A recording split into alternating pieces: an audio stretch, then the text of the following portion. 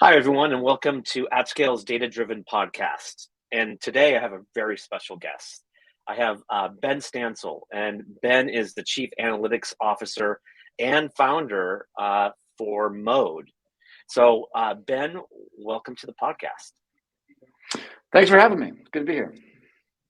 So Ben, you're a co-founder. You're a founder like me, and I always love to hear about the origin story of Mode, and if you could just tell the audience a little bit and the listeners about how you got to where you are and really how Mode came to be.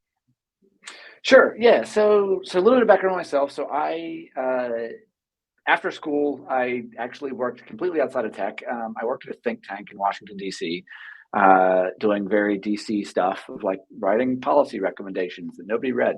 I ended up in a job in San Francisco a few years after that, basically I wanted out of that world, but I liked thinking about problems the way we thought about them. So our job was to basically look at like the macroeconomic situation in the world, and do a bunch of analysis on things and then make recommendations. And to me, I was a million steps removed from anything actually making a difference. Like Ben Bernanke did not care what I thought, even though I was writing things to tell Ben Bernanke what to think. And so I wanted to keep thinking about problems that way, but not in a way where I was essentially just yelling into the void. And so I ended up getting a job in San Francisco through like a friend of a friend, essentially knew somebody who put me in touch, that kind of stuff, the way this stuff happens. As an analyst on a data team. And so it was a company called Yammer. It was an early SaaS product for basically communication at work. It was sort of similar to Slack or Microsoft Teams or whatever. I remember Yammer. I think I was a user of Yammer. So it was like relatively popular. It got acquired by Microsoft in 2012. And so after that had happened, on that team, we had built a bunch of internal data tools that our job was what has now become kind of the common thing for a lot of analytics orgs, which is go help other people around the business make decisions. And we weren't a statistics team. We weren't like a bunch of PhDs in some sort of quantitative field sitting around trying to do really complicated math. And we also weren't like a BI team that was just building reports. Our job was somebody in marketing needs to figure out where do we run our next campaigns, or somebody on product needs to decide what to build next. Go apply a bunch of data to it and help them think it through. And so that's now how analytics teams are shaped, but it wasn't really what they looked like so much at the time. And so we didn't have any tools to help us do that. Like we didn't want the SaaSes or the Statas or like the really technical stuff, because that wasn't really what we needed. But we also didn't want to use just like the MicroStrategy, business objects, BI stuff, because our job wasn't to build dashboards. It was to help people make decisions. So we ended up building a bunch of internal tools ourselves. Kind of core among them was essentially a write SQL in a browser, make a chart, send a link to somebody, they can see the chart. It was like a way for us to collaborate and facilitate conversation with other people. In doing that, me and a couple other folks realized that a bunch of other people around Silicon Valley were actually building the same thing, that Facebook had a version of this, and Airbnb and Pinterest and LinkedIn and Spotify and all these companies had built these like internal query tools designed to help their data teams do exactly this. And so that really, once we sort of saw that, we're like, wait a minute, this is actually a thing that there's clearly some demand for. There was also a lot of the early stages of things like Redshift were starting to pop up, where what used to not be accessible of like being able to do analytics on data warehouses, which was cost hundreds of thousands of dollars a year to support things like Teradata, now is becoming very accessible. And so given those two things, we were kind of like, hey, if this is a thing that is accessible to a lot of people, it's a trend that leading companies that think about data are starting to push. There must be a market, and there will be a market for data teams that are trying to think about problems in this sort of way.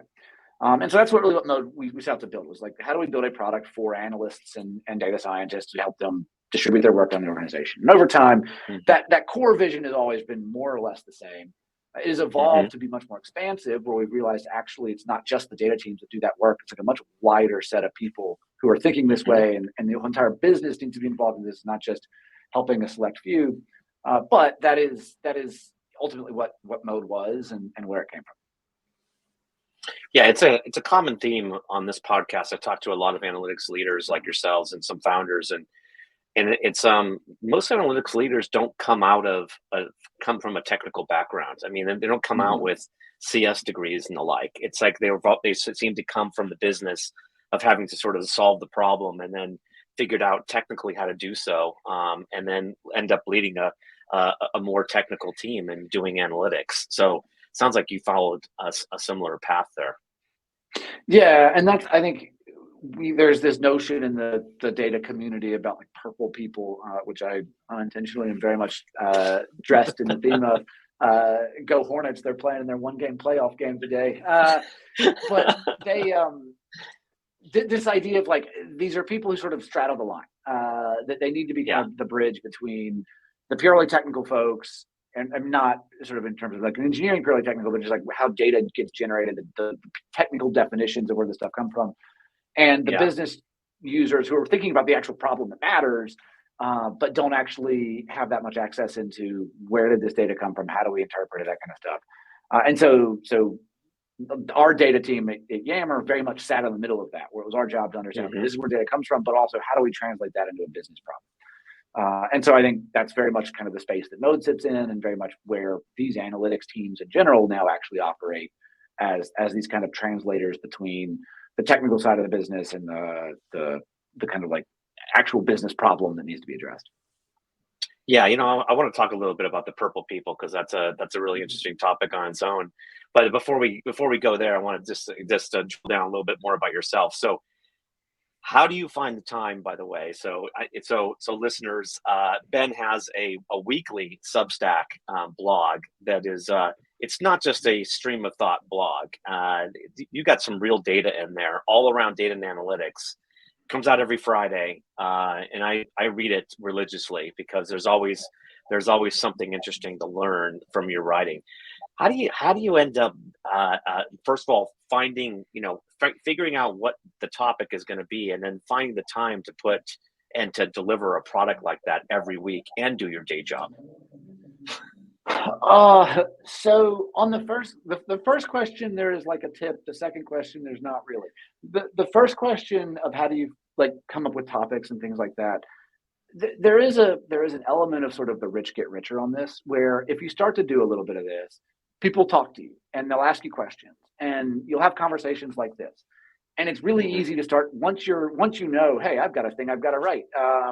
You're paying a lot more attention to like what is happening in these sorts of conversations, or you sort of catch on to a few things like, oh, this is kind of an interesting idea that connects to this other thing. It's like, it's always a little bit in the back of my mind. And I think because one, that makes you a little bit more sensitive to seeing how dots get connected, just not me specifically, just like as you're thinking about it, it's a thing you notice. The topics are a little bit easier to come up with that way. And also being able to be in these conversations and having people ask you questions or send you emails or whatever is something that means I don't have to power the whole thing. Other people are sort of nudging it in directions. It's like, oh yeah, that's a really interesting idea. I can write it down, but the original idea doesn't have to come from something that I sat in the closet like this one and came up with. On the like, how do you actually get it done? The kind of honest answer is it's just kind of a lot of work. There are things that I figured out about a writing process that works for me. I actually had a post about this kind of back around the new year that was like, here's how I do it, is you figure out things that work for you and things that don't. But there isn't really that much of a tip there. I think that this Friday bit has become a little bit of an accidental thing, that was just kind of the groove it fell into. It has been helpful because it provides a deadline, and hitting that deadline sometimes is just like, oh, this is going to be kind of hard. But I don't know. I think there's not like, oh, here is the secret thing to do to make you do it. It's like this one tip to do. Part of it's just like, yeah, it's a bit of a grind. But I don't know. It's interesting. It leads to some interesting conversations. Sometimes they're not hard. Sometimes they kind of are easy you're sitting down and you're doing it at the right time. The one thing I would say that I have learned in this that is like maybe the tip is, some days you have it, some days you don't. Don't try to force it when you don't have it. That you can sit there for 4 hours and just stare at one paragraph and get nowhere, and walk away from it, watch a bunch of TikToks, come back in an hour, and you may sit down and write the whole thing in 20 minutes. And so that doesn't mean it's always gonna be easy, but it means like, if it doesn't work, just like walk away from it. It's actually better to get away from it than try to like really slog through it, because sometimes you just get stuck. Yeah, I can but everybody has. definitely appreciate that. Same thing, But I can tell you though, it sounds like you created a flywheel, right? So by putting your content out there, you're getting responses, you're creating a community. That community is coming back and giving you more ideas and more content that you can talk about, given the kinds of questions, the kind of conversations that you're having online. That's pretty powerful. Because you've created it, whether you know it or not, Ben. You created a great community, and what I'm saying to the listeners is like you should definitely subscribe to Ben's blog, because it's worth a read every week. Never disappoints. So so you obviously are able to get those kind of insights from that community you created, and I've been part of that in terms of asking questions, making comments, which is great. Well, I appreciate that, and by all means, continue to ask. As I said, that's ultimately the mine from which the ideas come from. So I appreciate that. Okay, well, so okay, let's get on to some existential questions. We had a conversation just a while ago, and you probably you kind of brought up the, what's the point of all this? Is all that we're doing in analytics, is it really worth all the effort? So what did you mean about that? Let's talk a little bit of dive deep on that. So there's like, if you ever see like a fundraising pitch from a data company, there will inevitably be some bit in there about how data-driven companies win, how the companies in the modern economy need you to think about. Yeah, it's gonna, like, that notion is kind of embedded in all of this, and it's never really questioned. It's sort of taken on as a matter of faith that, like, yes, we are better companies because we do all these sorts of things. I think that's probably true, but it's not as, like, obviously true as I think we probably act like it is. And that's not to say like data is universally okay. I think it's just more, it's useful in particular ways and not so useful in other ways. And so I think we have to just be a little bit more, I don't know, have to be, but like, and thinking about the existential question of all of this, it's like, where actually has this made a really significant difference, and where has it not? And I think it has made a really significant difference in operationally, in terms of how tight businesses can run, about how well they can respond to things, and how well they can understand the world around them. I don't know that it's quite yet made the difference in terms of like us making better decisions because of that. I think in some places, yes, but the idea of, are companies like way smarter today than they used to be? Maybe, I don't know. Like, I've never sort of thought about this before, but there's this like constant debate of like, could LeBron beat Bill Russell?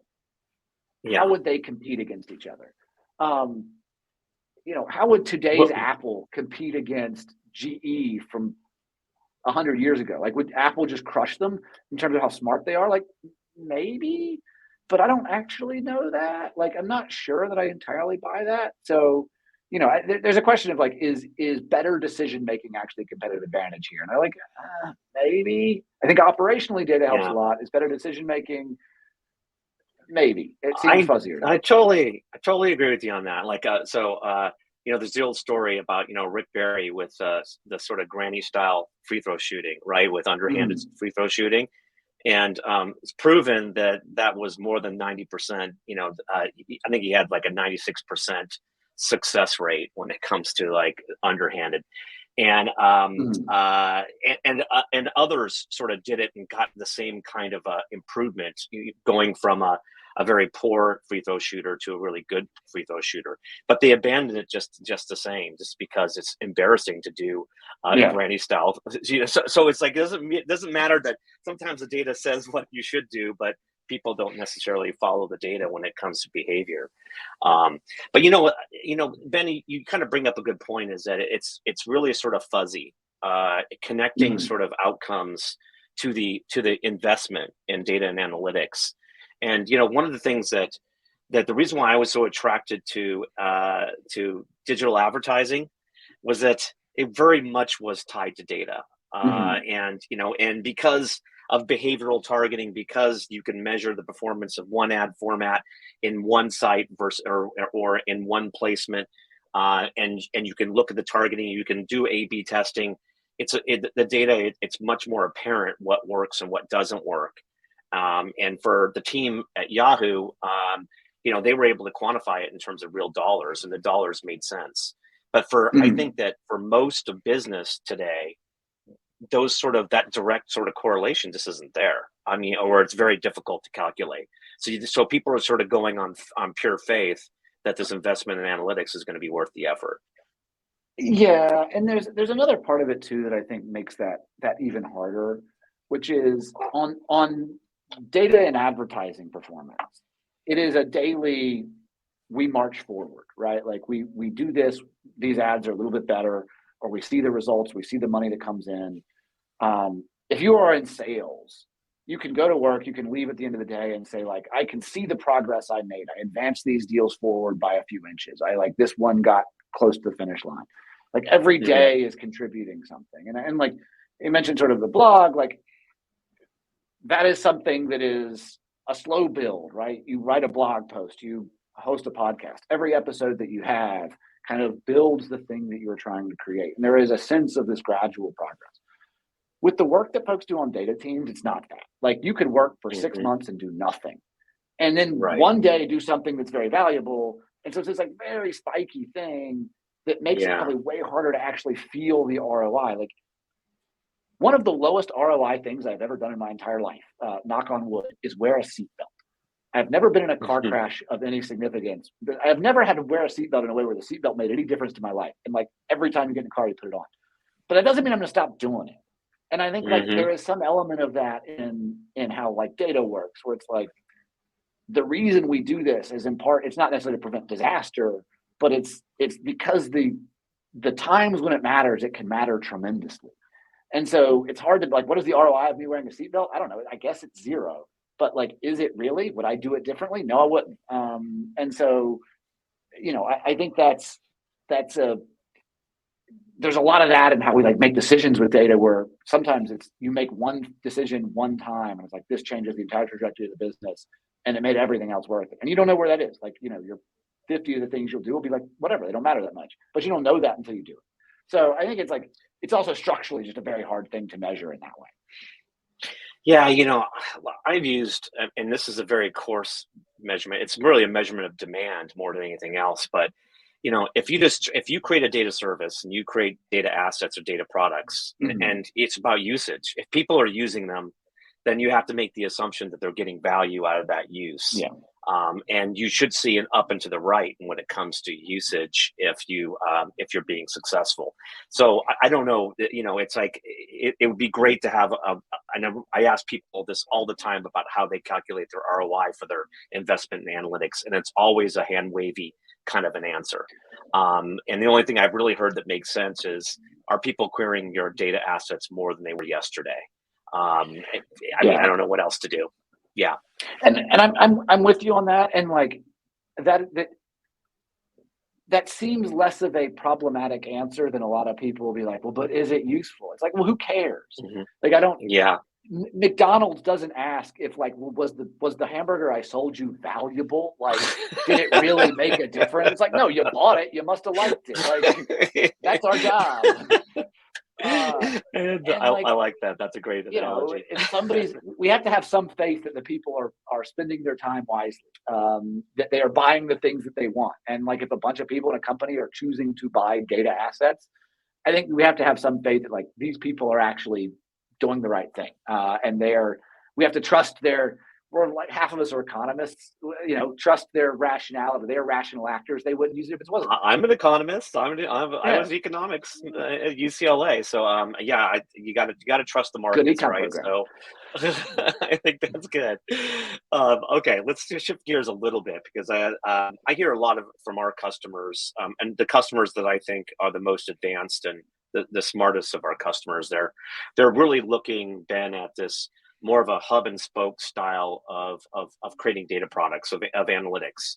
And there's been a lot of talk about data mesh, which I hate that word because it sounds like federation, and it's not. It's an organizing principle. It's not a technology. But it's the whole concept of, look, we'll create data products. We'll allow the business to have domain ownership of certain data products. So shipping owns shipping because shipping understands shipping. Merchandising owns merchandising because they understand merchandising. Finance owns finance, etc. What do you think about that concept of a more decentralized way of creating data products in these enterprises? Do you think that's going to be successful? Is that something real, or is it something that just a bunch of analytics and intellectuals are just chatting about? There's a few ways to think about that. My view is, at a big enterprise, it's a very uninteresting statement, because basically what that's saying is like, one giant centralized team can't serve the big enterprises. Like, of course they can't. Like, of course you have to have some decentralization. If you work at Amazon, of course AWS is not going to have the same like analytics infrastructure as Whole Foods. That's not an interesting statement. The interesting statement is like, how far down do you go? And I think at really big companies, again, it's like there's a certain scale where centralization doesn't make any sense. Like, you can't make it work. So the question for me is like, should a 500-person company follow that, or should they have a centralized thing? I think the answer to me is, I think a believer in the human data mesh, but not the technical one.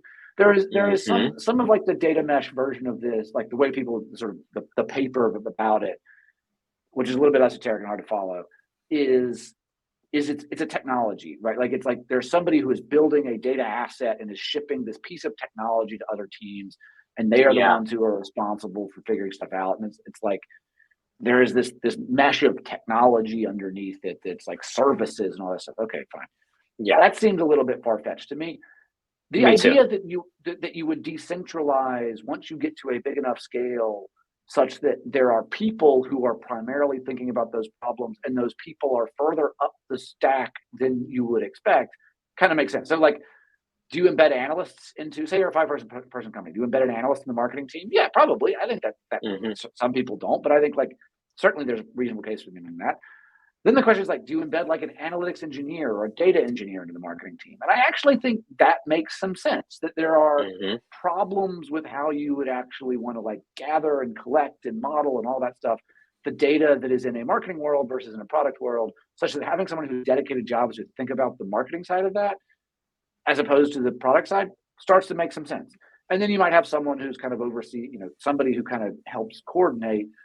But ultimately, like, is that a data mesh? Is that this model where you have somebody who's like, in sort of specific terms, like there's a marketing DBT and a product DBT, and those things are managed by different people? Like, I think that's a data mesh, but it doesn't feel that revolutionary to me. It just feels like the same debate we always have about like how centralized or decentralized should a team be, except the question now incorporates like analytics engineers in addition to analysts. Yeah, I'm thinking, Ben, what I like the term hub and spoke better, because you do have to have a hub, and the hub is going to be responsible for choosing the tools, for creating the standards, creating the rules of the road, right? And even some of the common assets, right?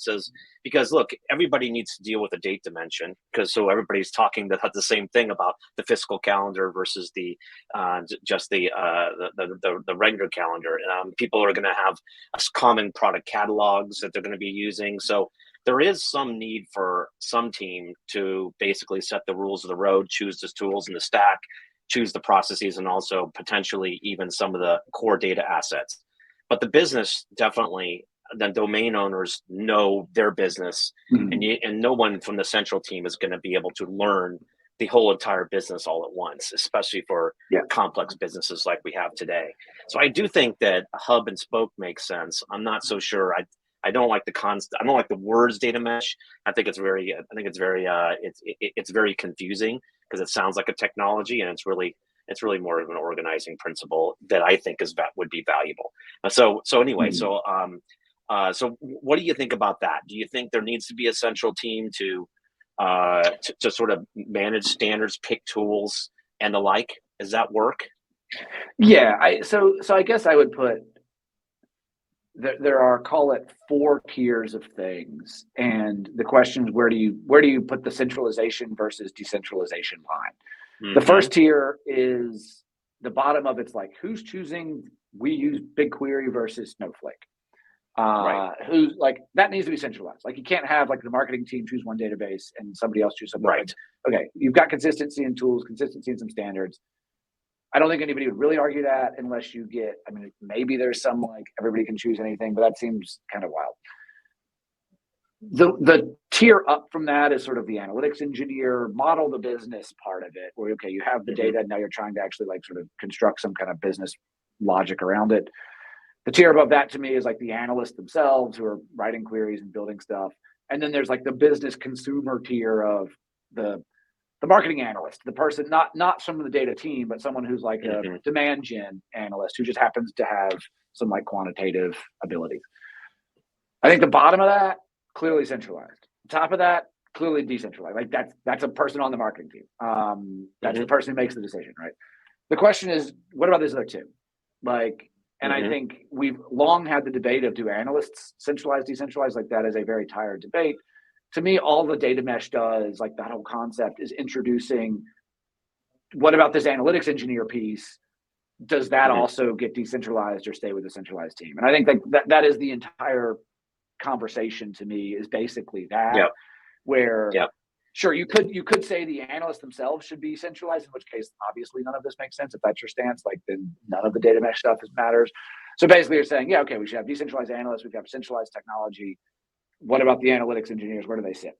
Okay, I like that. I like that model that you're thinking. It's like, look, it's pick the two extremes. It's all, the answer is obvious there. It's like, and then fill in what's in the middle. We have one customer in particular that has actually abolished the whole title of analyst, because they expect everybody in the business to be able to be an analyst, to be that person that you said that's embedded in the business, that they need to use data products to make their decisions. And so there still is a data engineer in the business, but there is no data analyst who's helping out the business. The business person needs to be able to use the analytics that the data engineer produces as a data product, and that's their concept. And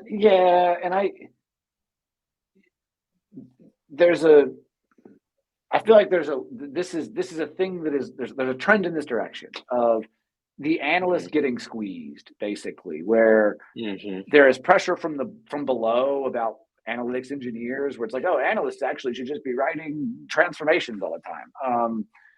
And then there's pressure from above around things like self-serve and how do we enable these folks, and like building data products, and the data team is a product team type of ideas.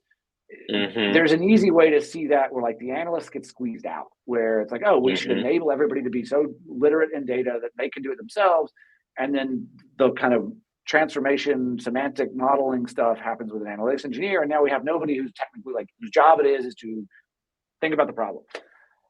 I kind of think that's a tricky spot. I don't know that makes sense to me. There's a lot that goes into being good at thinking about the problem that isn't just enabled by tools. So, I think there are some cases where that's not true. I think some cases where it's like, that would actually simplify things to get rid of that. I've used this analogy with like Yelp, where we don't need an analyst to help us decide where to go to a restaurant. Yelp gives us a good enough tool to figure it out. We can all figure it out. Right. But that's not the problems businesses are solving. Like, they're harder. And I think you need some places where there are people who specialize in this kind of thing. So Ben, you said something interesting though, because you said analyst engineer, like not data engineer. So, and we don't talk about BI engineers anymore. So when it comes to titles, is that what we're seeing? Or was we seeing really data engineer is really an analytical engineer? Where's that? Because that's part of the convergence, isn't it? In that sort of analytics delivery stack, that compression that we're seeing. Yeah. So to me, like DBT basically is the company that made these things, this title, both in terms of the product they built is sort of what enables them, but also they sort of try to own that space, and they have to this point done that. My take of what that really, it's a BI engineer. Like, it is a BI part. Like the job, it's in tooling that is better than that and sort of less sort of depressing to work in. But ultimately, like the thing that an analytics engineer does, as I understand it, is you have it's to work with the data that you already have in place. Like a data engineer is great.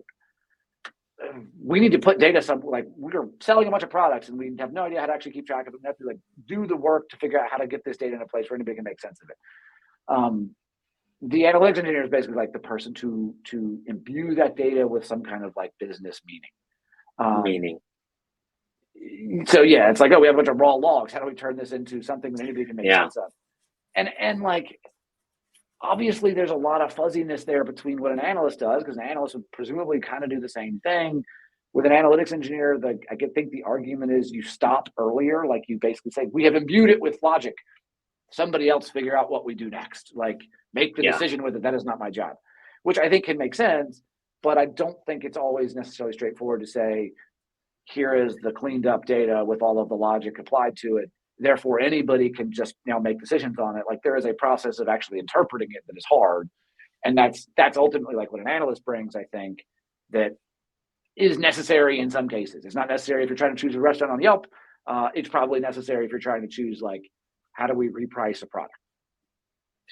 So you just brought transitioned us into the topic about, you mentioned DBT.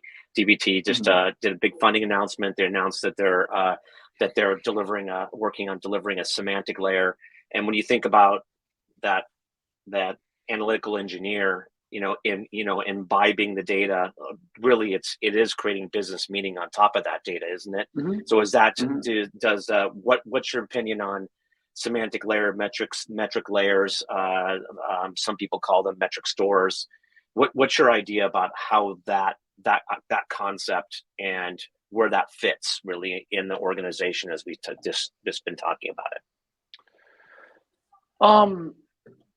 So I'm obligated to say that I'm a fan of metrics layers, but I think the specifics of both of them make sense actually. So there is, I think, the need for a semantic layer or something that is at a semantic re-rendering of the data from something that is sort of a machine generated mess to how do we as humans understand it. Yes, I think that is true. I think that is one of the four things that data technologies actually do. Like basically, to me, every data technology, this is actually maybe a thing to talk about this week. Data technologies are all like fundamentally one of four things. One of them is governance. It is semantics. It is, all right, we have a thing. What do we make? Like, how do we make sure everybody reads this the same way?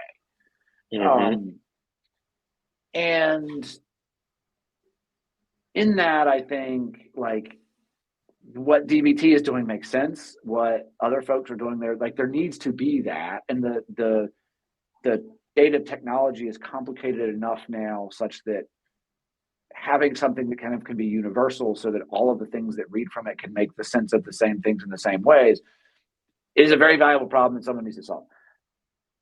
How specifically you get there, I think that's a different question. And there's a lot of different potential directions you could go and like ways you could actually implement this. I don't think that we have had that conversation yet, though. Again, this may be a thing for this week.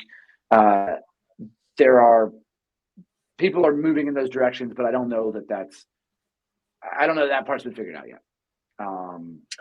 People have different philosophies, but we'll see. Yeah, definitely. Look, it's of course, I'm a big believer in the semantic layer because to stake my career on it, and I think it does go back to our previous conversation about data mesh. Look, it's like if you want the business to be analysts, then you need to speak business to them.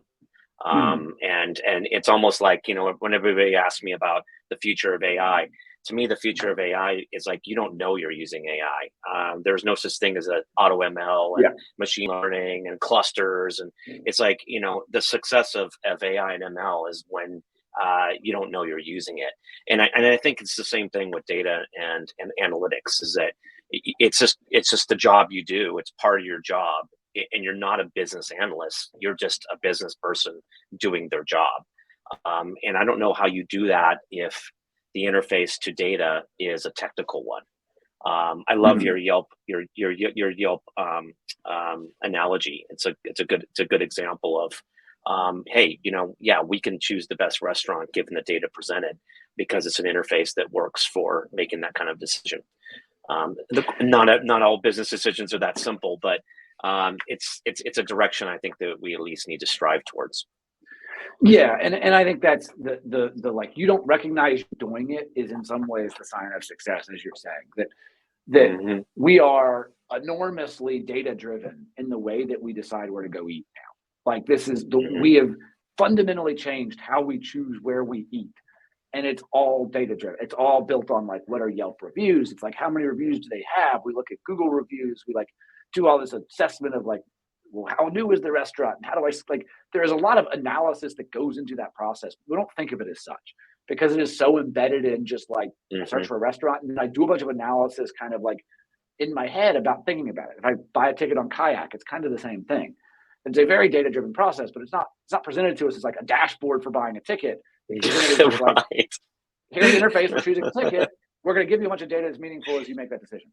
And so I think like ML applications are basically the same. Where I agree with you. Like if a company is marketing themselves as ML, they've already sort of lost sight of the thread because it's just like, tell me what you do that's better. Like there's my favorite. Completely agree.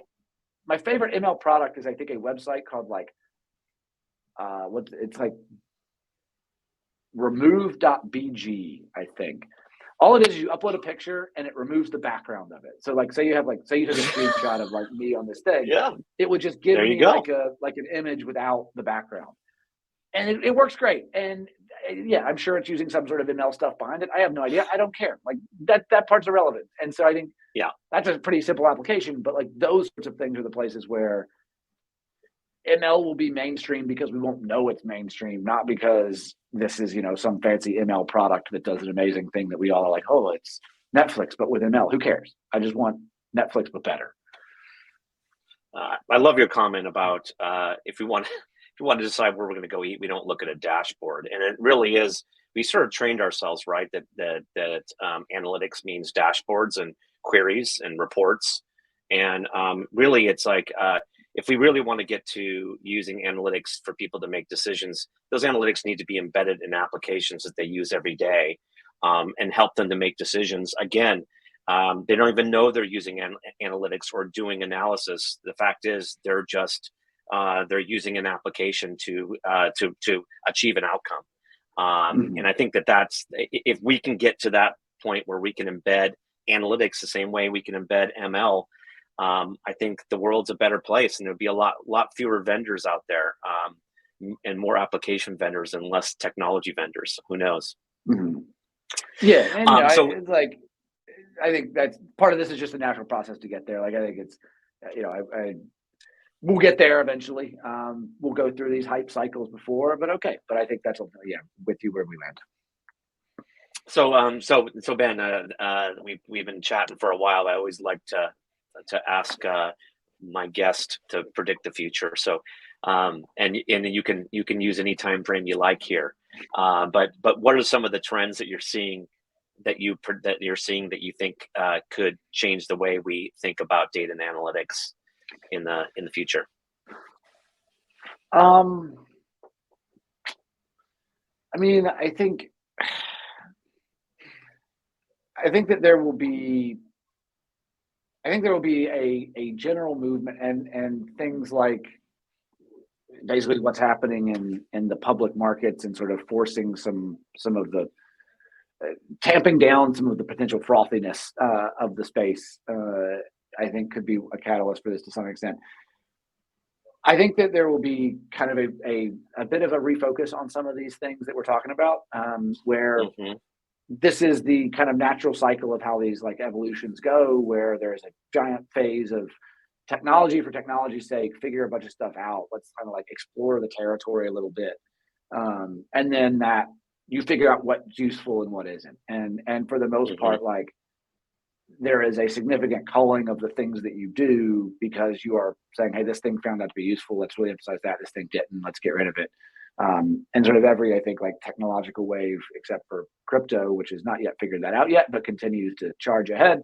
There's, I think, like will be some of that will happen. And so I think that's like a good thing for the maturity of the space and what it is that we actually solve and things like that.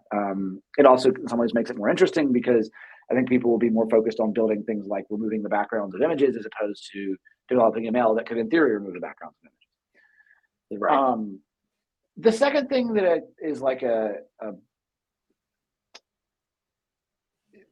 there are part of that I think is probably stuff also becomes more mainstream in the sense like the Yelp bit where data becomes more injected into various things that we do in ways that we don't necessarily notice. In the ways like businesses get run, the sort of operation, if I'm a support person, I suspect there will be more data in the way that I do my job, even though it may not necessarily be serviced to me and like I'm always checking them in dashboards. So I think there'll be some of that. And this is like a kind of more insider baseball type of deal. I think like kind of curious what happens with the space and like consolidation basically. Like there's a lot of just explosion of things. I think we've had a lot of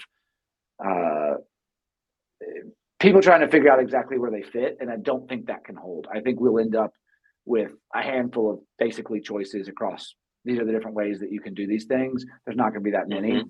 That's not necessarily saying like the whole market comes collapsing down. It's just like we have created a lot of problems that I think are the consequence of us just being so much sort of noise in the space that I think ultimately there will be some like, all right, how do we make this sort of more usable and understandable and solve all those problems instead of how do we make it the technology itself? Like I have this sort of notion from one of the blog posts about a modern data experience where the idea is like, okay, we built a bunch of technology with a stack. How do you actually use it? What's the experience of using it like? And I feel like that's where we'll be more focused over the next 5 years. Basically, is all right. We need to figure out the experience of this thing, not the technology of it. I love it. Well, yeah, you sort of alluded to this, wrote about this last week, but what's your take on lake house versus data warehouse? Does it matter? Is it just semantics? We obviously have two big competing vendors out there who are trying to encroach upon each other's space. Do you think it matters, Ben? I think it's mostly semantics. I mean, I think they're ultimately be the same thing, which is probably more of like the lake house, I guess. To me, it is like it'll be more architecturally a lake house, more experientially a warehouse, where technically what it is it's like a giant S3 bucket, I guess, of a bunch of stuff that you have different entry points into that you can query, and like one of those entry points will just look like a database. And there was an interesting post. Who was this? It might have Natty, somebody from DBT may have written something like this. This was a while back. That was about like whether or not you could have one database to rule them all. That could do sort of transactional stuff as well as analytical stuff. And his point was kind of like, that depends on your definition of a database.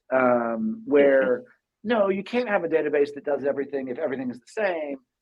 If a database has to be the storage and the compute and kind of the whole thing tied together, but you probably can do it if like a database is a smaller piece of that. And his point was like, a Snowflake a database?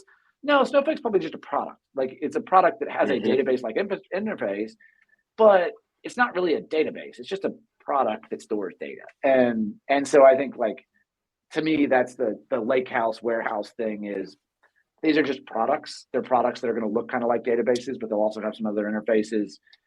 The distinction between the two isn't really that meaningful.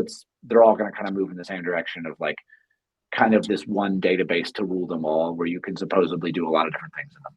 So I like your concept there of entry points, because you think about S3 and S3 just data storage, right? Just raw object storage is really. It really has a lots of different entry points, right? You can run queries against it with something like an Athena. You can use a product like Snowflake, which is basically using S3 under the surface as a storage layer. You can run Spark on top of it and do your ML jobs. It really is the central storage that has many interfaces for doing different tasks. So I really like that concept of if it's a transactional, if you need transactions, then you're going to have a transactional engine. If you need to have an analytical set of queries, then you might have an analytical interface. But ultimately, that data is still the same. That's not how it is today, right? We actually take that data and we physically load it in proprietary formats. But I'm hoping that we come to a day where we can write the data once and read it many with whatever the appropriate engine is for the task. And that's kind of the most recent thing about Databricks. That's basically, to me, what Databricks should be marketing is. What is it? It's a giant bucket that's kind of, you can put whatever you want in it. And then we have a bunch of engines that sit on top of it that you can treat it like a database if you want. You can treat it like some, Python environment if you want. You can run R against it. Like, it doesn't matter. All it is a bunch of interfaces into one giant sort of endless bucket that you could have the same, like you're sharing, that data is the same and regardless of the interface you interact with. And I think that's pretty compelling. I don't know if that's a database or not. I don't really care, but it's a compelling way to use data. There's a database engine, but it's not necessarily a database. I mean, I think that's really where we have to sort of change our way of thinking, right? Is you think about the API or the entry point as opposed to the actual thing itself. Because we definitely conflate the storage of data with the processing of data. And we're obviously seeing the big idea is to separate the processing from the storage. And I think that's probably the right successful model going forward when it comes to architecture. Yeah, I think that feels pretty clearly right, and I think the first step of that is separate the processing from the storage, but make the processing all kind of what it used to be, and now it's just like, all right, let's add new ways of processing it, sort of new interfaces for that. All right, makes sense. It makes sense. Yeah, is that a database? Is it a lake house? Is it a warehouse? I don't know. Who cares? Yeah, I love it. I love it. Yeah, shareholders care. Yeah. So Ben, this is awesome. Any closing thoughts for the listeners that you might have from you've dropped endless amounts of wisdom on this audience and me so far, but anything they should keep in mind? Nothing. I mean, nothing comes to mind. Go Hornets. We got one game left. We'll see how it goes. But no, I mean, I think it's a lot of stuff obviously is changing. It feels like it is a time that we're starting to feel a little bit of things to settle, but like that's where we're the end of the beginning. It feels like to me, where we had the giant explosion of stuff, and now it's a long way from being settled, but like the questions that people seem to be asking are, how do we settle things down instead of how much further do we go? And so I think that to me is kind of the marker of, I don't know where it's going to land, but we've reached the apex and we're all kind of falling back down now to something more coherent. We'll see where we go. It's a sign of maturity, that's for sure. So that's Ben. This has been an awesome conversation. Thank you so much for joining the podcast, and to all the listeners out there, thank you for joining, and stay data driven. Thanks for having me.